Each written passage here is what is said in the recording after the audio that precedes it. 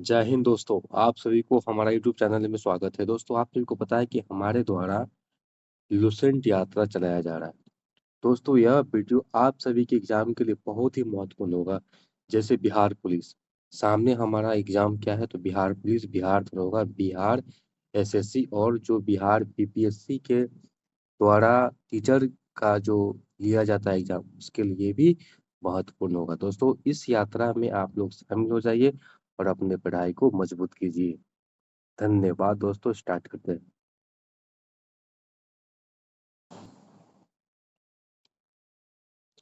विदेशी यात्रियों से मिलने वाली प्रमुख जानकारी। यूनानी रोमन लेखक टिसियस, यह ईरान का राजवैद था। यह ईरान का राजवैद था। भारत के संबंध में इसका विवरण आश्चर्यजनक कहानियों से परिपूर्ण होने के कारण अविश्वसनीय है।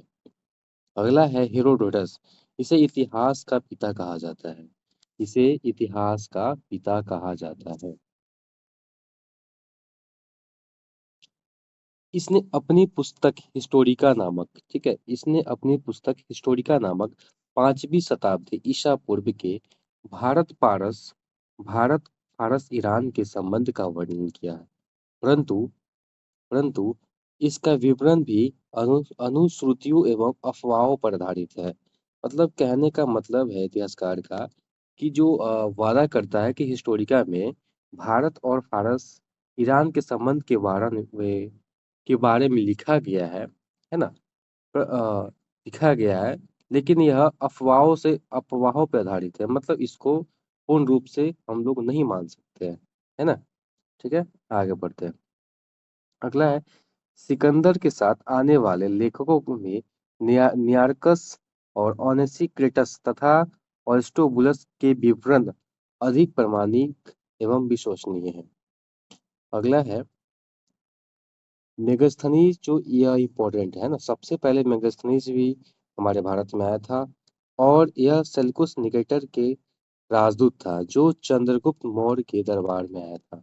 इसने इंडिका अपनी पुस्तक इंडिका लिखा था, जो मौर्य युगल समाज एवं संस्कृति के विषय में लिखा है।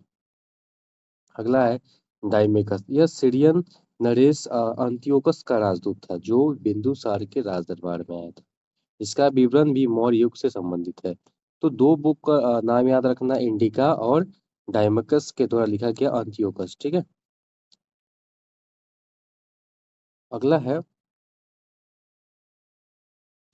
डायनुसियस, यह मिस्र नरेश टॉलमी फिलाडेल्फा का राजदूत था जो अशोक के राज दरबार में आया था। ये भी इम्पोर्टेंट प्रश्न बनता है जो आप सभी के एग्जाम में पूछा जाता है। अगला है टॉलमी, इसने दूसरी शताब्दी में भारत का भूगोल नामक पुस्तक लिखी। ये भी इम्पोर्टेंट है। टॉलमी द्वारा इसने दूसरी शताब्दी में भारत का भूगोल नामक पुस्तक लिखी। प्लिनी, इसने प्रथम शताब्दी में नेचुरल हिस्ट्री नामक पुस्तक लिखी। इसमें भारतीय पशु, पेड़ पौधा, खनिज पदार्थ आदि के बारे में विवरण मिलता है। अगला है Periplus of Periplus of the Erythraean Sea, इस पुस्तक के लेखक के बारे में जानकारी नहीं है। यह लेखक करीब 80 वर्ष, कितना, 80 वर्ष ईस्वी हिंद महासागर की यात्रा पर आया था। और इसने इसका मतलब इतिहासकार का कहना है कि जो Periplus of the Erythraean Sea, इस पुस्तक के लेखक के बारे में जानकारी नहीं है। लेकिन यह लेखक करीब 80 80 ईस्वी में हिंद महासागर की यात्रा पर आया था। इसने उस समय के भारत के बंदरगाह तथा व्यापारिक वस्तुओं के बारे में जानकारी दिया था।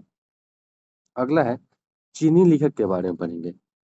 फयान, यह चीनी यात्री नरेश चंद्रगुप्त द्वितीय, है ना। फयान जो था, यह चीनी यात्री नरेश चंद्रगुप्त द्वितीय के दरबार में आया था। ठीक है, इसने अपने विवरण में मध्य प्रदेश के समाज एवं संस्कृति के बारे में वर्णन किया था। किसकी, कौन सा राज्य में, तो मध्य प्रदेश। कौन से राज्य का, मध्य प्रदेश के समाज एवं संस्कृति के बारे में वर्णन किया। इसने मध्य प्रदेश की जनता को सुखी, है ना, मध्य प्रदेश की जनता को सुखी समृद्ध बताया। यह 14 वर्ष तक, कितने वर्ष, 14 वर्ष तक भारत में रहा। ठीक है। अगला है संयुगन। संयुगन यह 518 में भारत आया। इसने अपने 3 वर्ष की यात्रा में बौद्ध धर्म की प्राप्ति एकत्रित एकत्रित की, है ना। अगला है हेनसोंग, ये भी इम्पोर्टेंट है। हेनसोंग यह हर्षवर्धन के शासनकाल में भारत आता है। हेनसोंग 629 कितना 629 ईस्वी में चीन से भारत के लिए प्रस्थान किया। कहाँ से? चीन से आया था। यह लगभग 1 वर्ष की यात्रा के बाद सर्वप्रथम वह भारतीय राज्य कपीसा पहुंचा। कहाँ पे? कपीसा। अगला है भारत में 15 वर्ष तक ठहर कर, कितना वर्ष? 15 वर्ष तक ठहर कर 645 ईस्वी में अपने देश चीन लौट जाता है। वह बिहार में नालंदा जिला, कहाँ? वो बिहार में नालंदा जिला स्थित नालंदा विश्वविद्यालय में अध्ययन करने तथा भारत से बौद्ध ग्रंथ को एकत्र कर ले जाने के लिए आया था।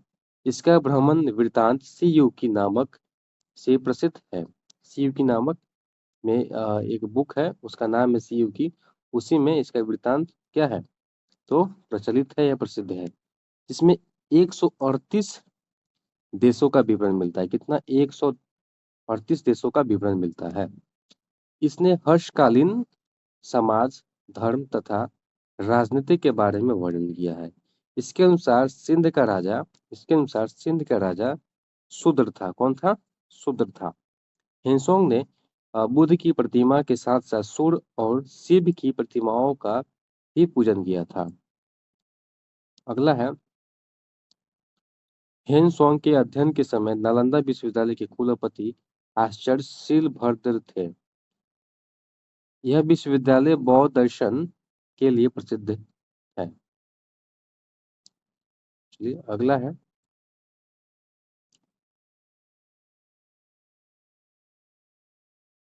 ये जितने भी इतिहासकार के बारे में पढ़ा रहे हैं, ये सभी अपने आप में महत्वपूर्ण है ना। यहाँ से प्रश्न बन चुका है और आने की भी संभावना है आप सभी के एग्जाम में। अगला है इति सिंह। यह 7वीं शताब्दी के अंत में भारत आया। इसने अपने विवरण में नालंदा विश्वविद्यालय, विक्रमशिला विश्वविद्यालय तथा अपने समय के भारत का वर्णन किया। और इति सिंह। अगला है अरबी लेखक अल बरूनी। अल बरूनी यह महमूद गजनवी के साथ भारत आया था। किसके साथ आया था? महमूद गजनवी के साथ भारत आया था। अलबर्नी ख्वारिज्म तथा खीव आधुनिक तुर्कमेनिस्तान का रहने वाला था। अरबी में लिखी गई उसकी कृति किताब उल हिंद बड़ी इंपॉर्टेंट है ना। किताब उल हिंद या तकहीक ए हिंद भारत की, इसका हिंदी अनुवाद किया गया भारत की खोज कहा जाता है। आज भी इतिहासकार के लिए एक महत्वपूर्ण स्रोत है। यह एक विस्तृत ग्रंथ है जो धर्म और दर्शन, त्योहार, खगोल विज्ञान, कीमिया, रीति रिवाज तथा प्रथाओं, सामाजिक जीवन, भार तौल तथा मापन विधियों और मूर्तिकला कानून, मापतंत्र विज्ञान आदि विषयों के आधार पर 80 अध्यायों में विभाजित है। इसमें राजपूतकालीन समाज, धर्म, रीति रिवाज, राजनीति आदि पर सुंदर प्रकाश डाला गया है।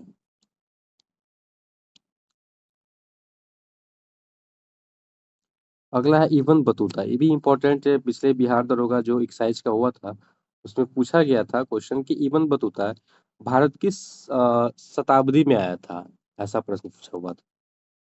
तो इब्न बतूता इसके द्वारा अरबी भाषा में लिखा गया यात्रा वृतांत जो जिसे रेहला कहा जाता है। क्या कहा जाता है? रेहला। क्या कहा जाता है? रेहला बोलते हैं, रेहला। तो 14वीं शताब्दी में भारतीय उपमहाद्वीप के सामाजिक एवं सांस्कृतिक जीवन के विषय में बहुत ही प्रचुर तथा सबसे रोचक जानकारियां देता है। 1333 1300 1333 में दिल्ली पहुंचने पर इसकी विद्वता से प्रभावित होकर सुल्तान मोहम्मद बिन तुगलक, इसको हम शॉर्ट में एमबीटी भी बोलते हैं। क्या बोलते हैं? एमबीटी ने उसे दिल्ली का काजी या न्यायाधीश नियुक्त किया था। इसको इब्न बतूता है किसके द्वारा? तो मोहम्मद बिन तुगलक के। ठीक है, अगला है,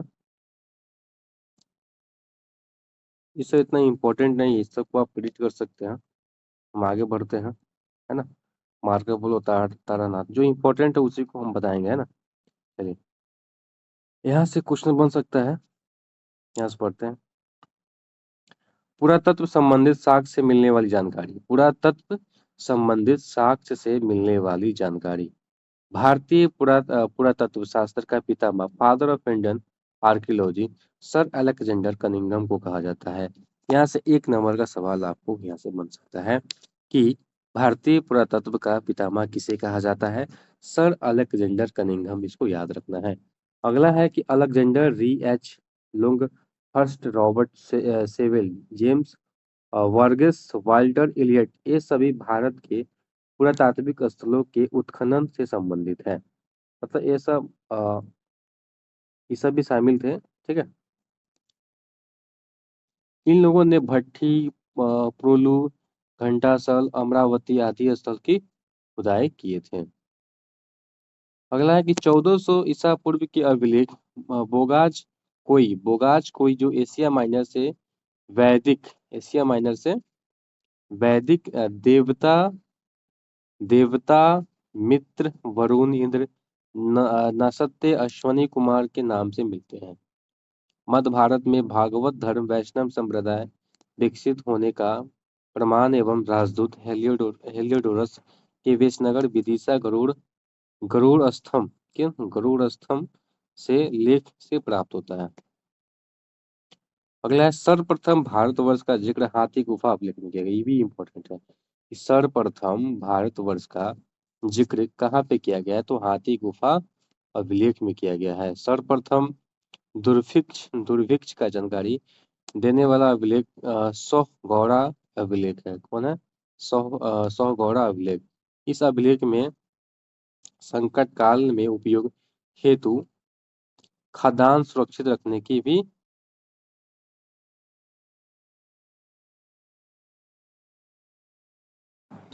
अगला है, सती प्रथा का पहला लिखित साक्ष्य एरन अभिलेख से मिला। ये इंपॉर्टेंट है कि सती प्रथा, इसको याद रखिएगा, आपको इंपॉर्टेंट है। सती प्रथा का पहला लिखित साक्ष्य एरन अभिलेख से मिला है, इंपॉर्टेंट है। एरन अभिलेख से क्या मिला है? तो सती प्रथा का पहला लिखित साक्ष्य मिला है। यह शासक उस समय कौन था? तो भानुगुप्त। क्या याद रखेंगे? भानुगुप्त, भानुगुप्त। अगला है, सातवाहन राजाओं का पूरा इतिहास उनके अभिलेखों के आधार पर ही लिखा गया है। सातवाहन राजाओं का पूरा इतिहास किनके? तो उनके अभिलेखों के आधार पर लिखा गया है। रेशम रेशम बुनकर की श्रेणियों की जानकारी मंदसौर अभिलेख से प्राप्त होता है। किससे? मंदसौर अभिलेख से प्राप्त होता है। कश्मीरी नव पाषाणिक प्रस्थल बुर्जहोम से गर्तवास, है ना, गर्तवास गड्ढा का साक्ष्य मिला है। इनसे उतरने के लिए सीढ़ियां होती है। यह मनुष्य के साथ उनके पालतू कुत्ते को भी दफनाया, ये प्रथा प्रचलित थी। पूरा स्थल उस स्थान को कहते हैं जहाँ औजार, बर्तन, इमारतें जैसी वस्तु के अवशेष मिलते हैं। एक लाइन में चीज को समझेंगे कि पुरार स्थल किसे कहते हैं? तो उस स्थान को कहते हैं जहाँ पे औजार मिलता है। औजार हो सकता है पत्थर का, हो सकता है किसी धातु का, हो सकता है बर्तन बना हुआ हो, इमारत हो, जैसी वस्तु के अवशेष मिलते हैं, उसे हम पुरा स्थल कहते हैं। आगे बढ़ेंगे, प्राचीनतम सिक्कों का हाथ सिक्का भी कहा जाता है। ये भी इंपॉर्टेंट क्वेश्चन है, ये भी एग्जाम में आ चुका है कि प्राचीनतम सिक्के को क्या कहा जाता है? तो आहत सिक्के कहा जाता है। अगला है, इसी को साहित्य में कपार्षण भी कहा गया, इसको भी याद रखिएगा। कपार का सारपन सॉरी का सारपन कहा गया है। अगला, सर्वप्रथम सिक्कों पर लेख लिखने का कार्य यवन शासक के द्वारा किया गया। यवन शासकों ने किया था। सर्वप्रथम सिक्कों पर लेख लिखने का कार्य यवन शासक ने किया था। अगला है,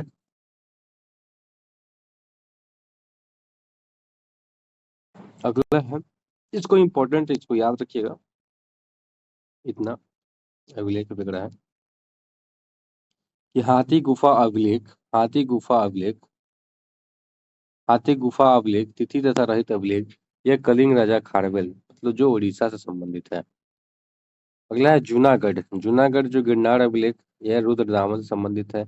नासिक अभिलेख, यह गौतम श्री बलसरी से संबंधित है। प्राग अभिलेख जो समुद्रगुप्त से संबंधित है। एहोल अभिलेख अभिलेख जो पुलकेशिन द्वितीय से है। मंदसौर अभिलेख मालवा नरेश यशोवर्मन से है। ग्वालियर अभिलेख यह प्रतिहार नरेश भोज से है। जो भीतरी एवं जूनागढ़ अभिलेख स्कंदगुप्त से है। देवपरा अभिलेख यह बंगाल शासक विजय सेन से संबंधित है। इस सभी को याद रखिएगा, इंपॉर्टेंट है। अगला है, ये भी क्वेश्चन पूछा हुआ था बिहार एक्साइज में, दरोगा में, कि अभिलेख का अध्ययन किस में किया जाता है, तो एपीग्राफी में किया जाता है। एपीग्राफी में किया जाता है।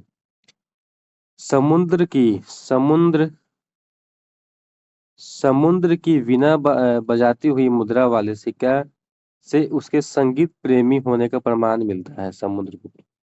समुद्रगुप्त की बिना बजाती हुई मुद्रा वाले सिक्के से उसके संगीत प्रेमी होने का प्रमाण मिलता है।